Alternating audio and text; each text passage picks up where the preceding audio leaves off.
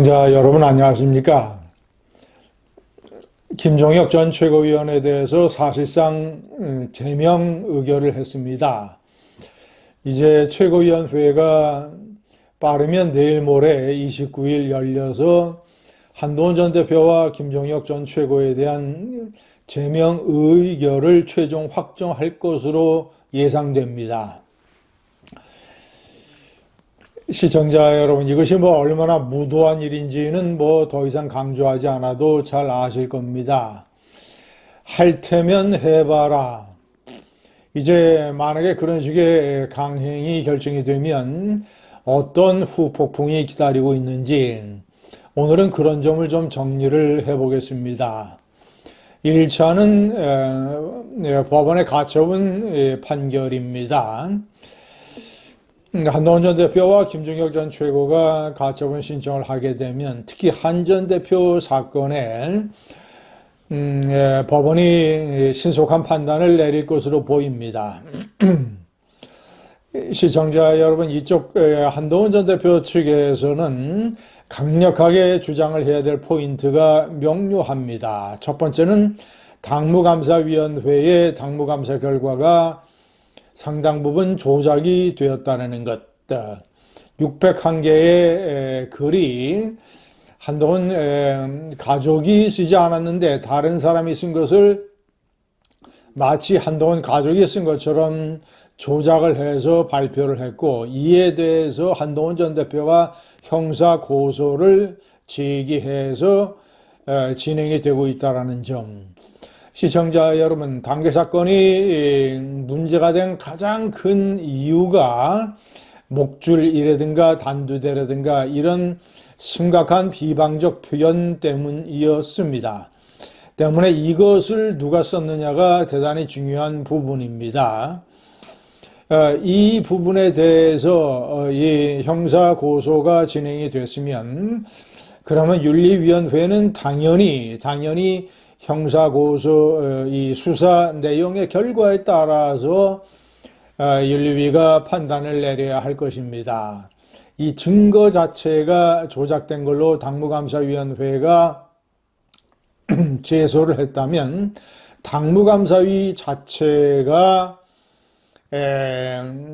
일단은 모든 것이 모래성 위에 쓰여진 독수독과론, 그러니까 독이 든 물을 마시면 독이 든 사과가 과일이 열린다. 때문에 윤리위원회는 이런 독이 든 증거를 가지고 윤리 판단을 하는 것 자체가 잘못됐다라는 점을 지적을 해야 될 것입니다. 형사 고소가 끝날 때까지 기다려야 했어야 된다. 이런 점이 지적이 돼야 될 것입니다. 두 번째는 징계권의 남용입니다. 시청자 여러분, 사회에서는 형법이 아주 세세한 규정까지 어떤 범법 행위에 대한 이 판단과 처벌을 명료하게 규정을 해놓고 있습니다. 그러나 정당은 그런 형법 자체가 존재하지 아니하고 당헌 당규가 있을 뿐인데 이것이 상당히 원론적이고 추상적이며 엉성한 체계로 되어 있습니다. 그러니까 누가 당헌 당규를 얼마나 심각하게 어떤 행위로 어떻게 구체적으로 위반을 했는지는 그것은 대단히 정치적, 정무적 판단으로 좌우될 수밖에 없는 구조가 정당입니다. 그래서 윤리위원회의 결정이 어느 정도는 정치적일 수밖에 없다라는 점을 많은 사람들이 인정을 하는 것도 사실입니다. 그런데 문제는 그 정도입니다. 정도.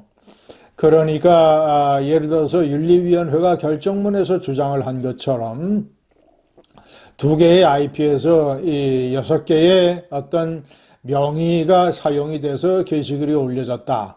자, 좋습니다. 최악의 경우에 제가 여러 차례 지적을 했지만 부인 진은정 변호사가 본인의 무슨 노트북이나 핸드폰이나 이런 걸 사용을 해서 가족들의 동의를 얻어서 가족들의 명의를 활용을 했다고 칩시다.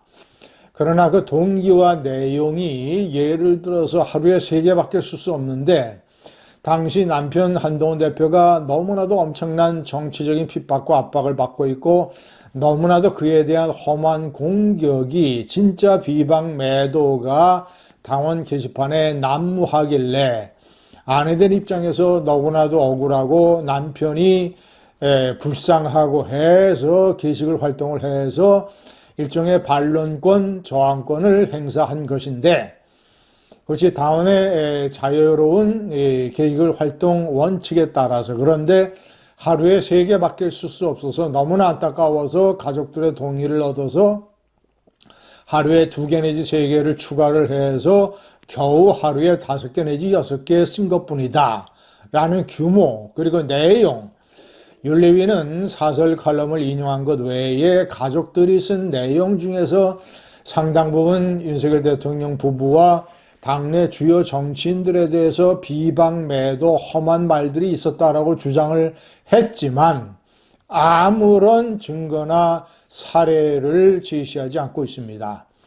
자, 내용도 일반적으로 합리적인 당원 게시판 내에서 용인될 수 있는 정도의 내용이었다라는 것을 강력하게 주장을 해야 될 것이며, 윤리위가 만약에 비방, 매도, 마치 이 명예훼손 이런 사례의 글이 있다면 윤리위가 당원 앞에 제시했어야 된다라는 점을 얘기를 해야 될 것입니다.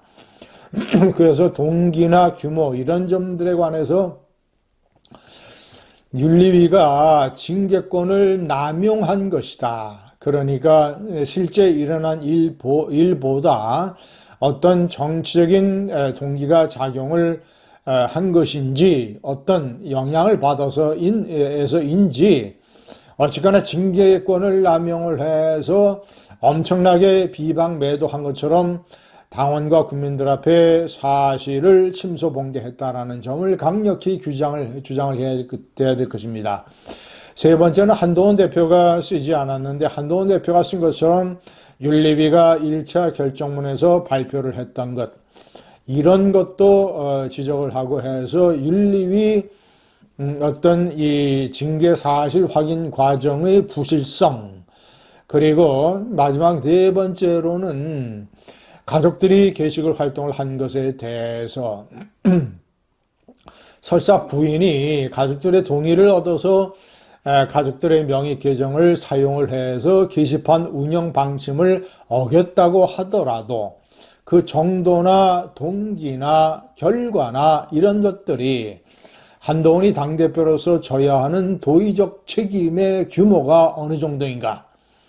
한동훈이 포괄적으로 사과를 했는데 이런 정치적인 걸로 넘어갈 수 있는 충분한 이런 식의 문제를 징계권을 남용을 해서 사실상의 사형 선고인 제명을 했다. 이것은 징계권을 남용한 것이고, 한때 당원들의 63% 지지를 받아서 당대표로서 당을 운영했던 이런 당의 책임 있는 전직 지도자에 대한 일종의 정치적인 보복이요 모독행위다라는 점을 집중적으로 또 강조를 해야 될 것입니다. 그리고 나서 법원의 판단을 기다려보고 충분히 법원의 합리적인 판단을 기대하고 일단 추후에 정치적인 활동이나 또는 여러 가지 액션은 그 이후에 판단을 해도 늦지 않다고 생각을 합니다. 감사합니다.